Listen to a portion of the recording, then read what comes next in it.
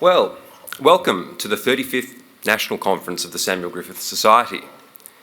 After 8 years, it's wonderful to be back in Perth and with a new record attendance for an SGS conference in Western Australia. I hope that those of you who joined us yesterday evening for our inaugural John and Nancy Stone Memorial Dinner enjoyed the evening and the fantastic dinner address given by the Honourable Richard Court AC as much as I did. Mr Court's address, exploring federalism in the context of industrial relations, was a very appropriate way to commence our proceedings in Perth, and some of the same themes will also be explored in the first of today's paper, which you'll hear momentarily.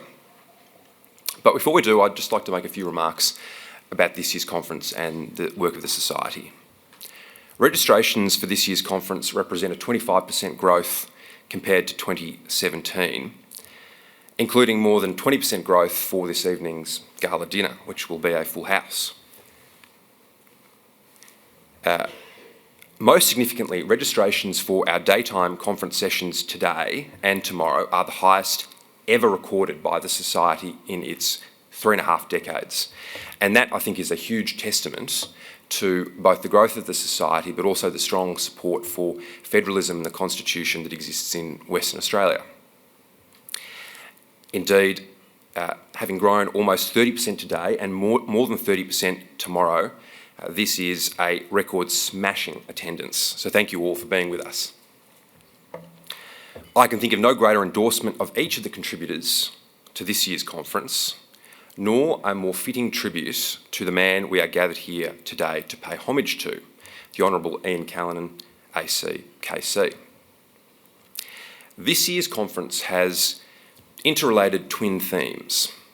First, when Mr Callanan announced his intention to retire as the Society's third president last year, after an exemplary and transformational 14-year period of service, the longest of any president in our Society's history, it was resolved that a significant portion of this year's conference would be dedicated to papers acknowledging his long and distinguished contribution to Australian public life.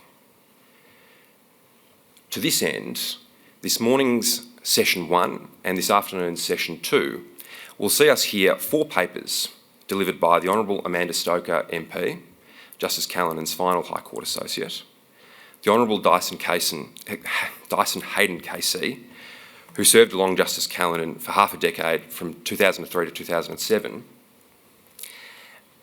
and the Honourable Nicholas Hasluck AMKC, who wrote the profile on Justice Callanan in the Oxford Companion to the High Court of Australia. Thanks,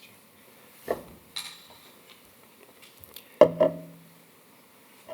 These papers focus not only on Mr Callanan's tenure as one of the nation's foremost judges, but also explore and acknowledge his significant contribution to Australian public life as a leading member of the Queensland Bar, his extensive post-judicial public service, including as Commissioner of Inquiry of Choice for many governments across Australia, and through his contributions, significant and many, to the arts and to literature.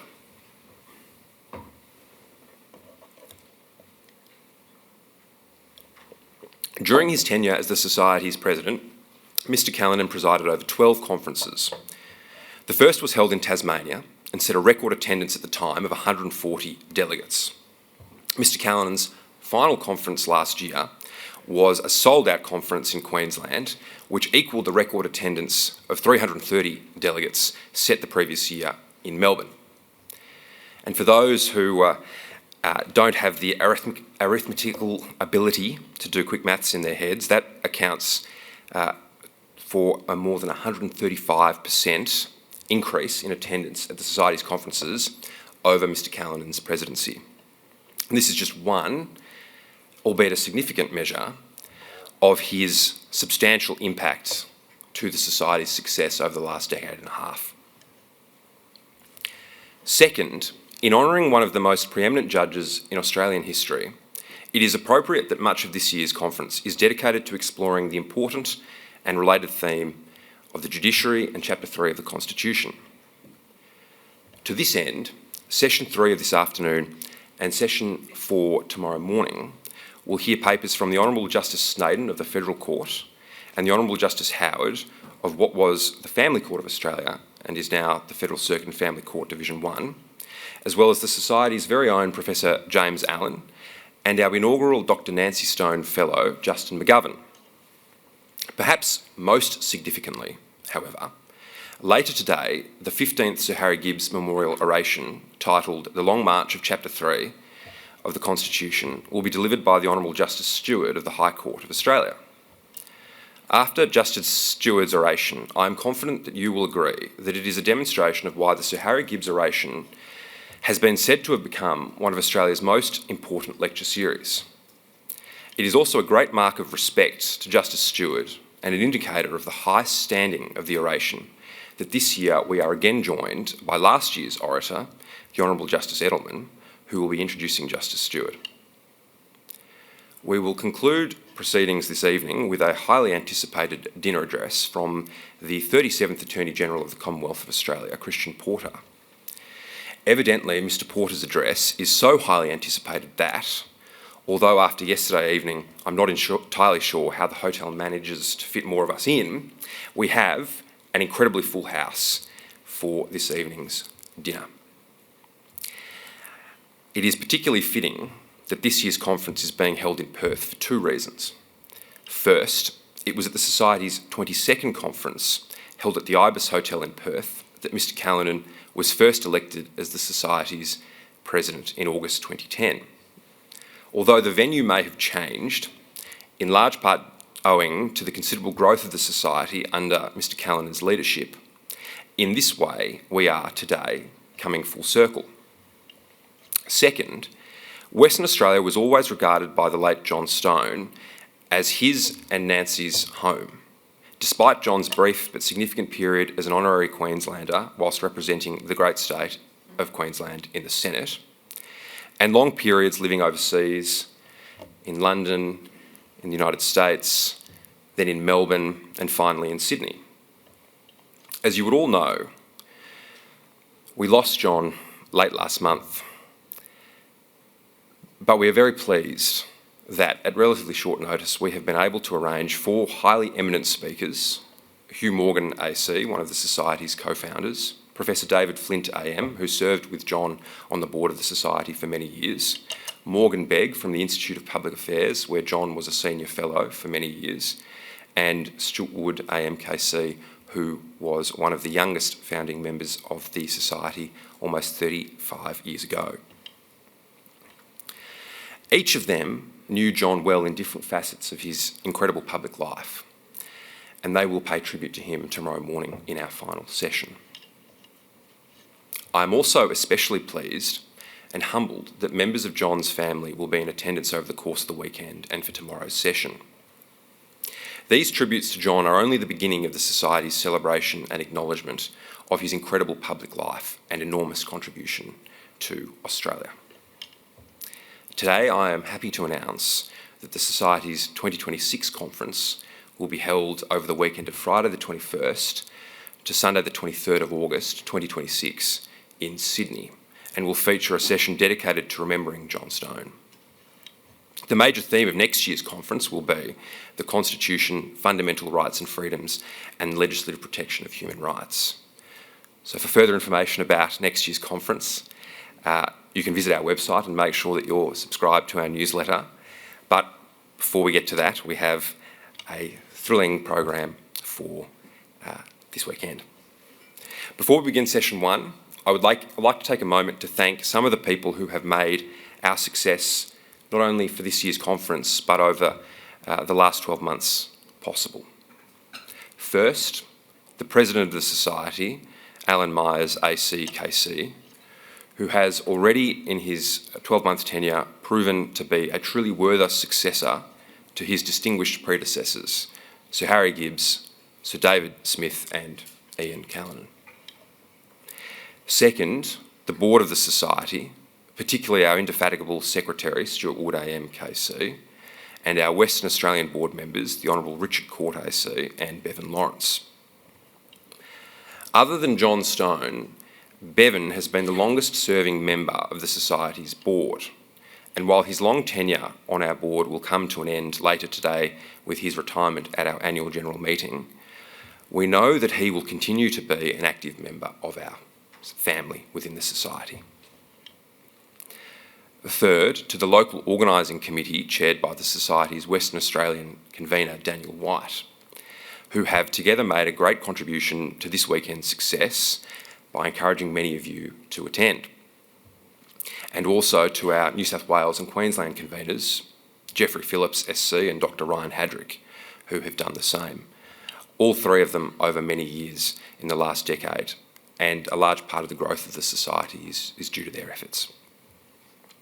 We're also very grateful for the support of our fantastic venue, the Ritz-Carlton, and our partnership with Business Events Perth, who have really made it possible for us to put on a great weekend for all of you.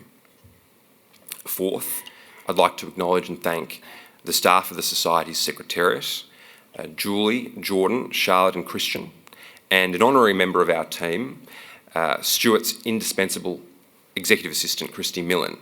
I'm sure you will have met them all over the course of the last day and will be interacting with them over the course of the rest of the weekend.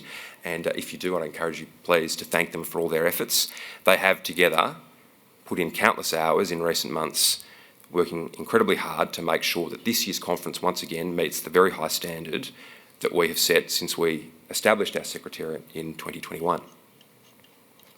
Fifth, as I have said many times since I was appointed as the Society's first full-time Executive Director, none of what we have been able to achieve, again this weekend and over the last few years, would have been possible without the generosity of our many financial supporters, including particularly the members of our recently established Federation Club, 24 of whom are in attendance this weekend, so I won't name you all.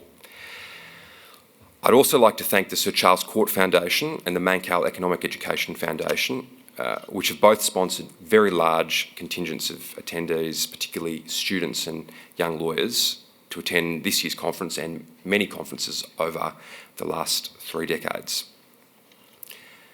For the 3rd year running, the Society's annual conference has attracted not only in excess of 300 delegates, but also a huge level of interest from students and young lawyers. And it's thanks to the support of many of you in this room, particularly our Federation Club members and the Sir Charles Court Foundation and the Mankell Economic Education Foundation, that we have been able to sponsor the attendance of more than 100 students and young lawyers at this year's conference.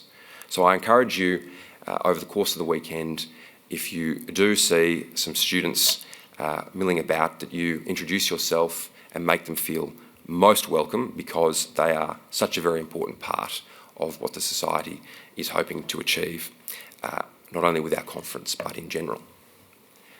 The Society has experienced a significant growth in membership in recent years. We have, for the first time in our history, passed 600 members, and that is in large part due to the significant growth of our student program and the hundreds of students across the country who are engaging, many of them for the first time, with the Constitution and the important ideals that it represents through our student chapter program.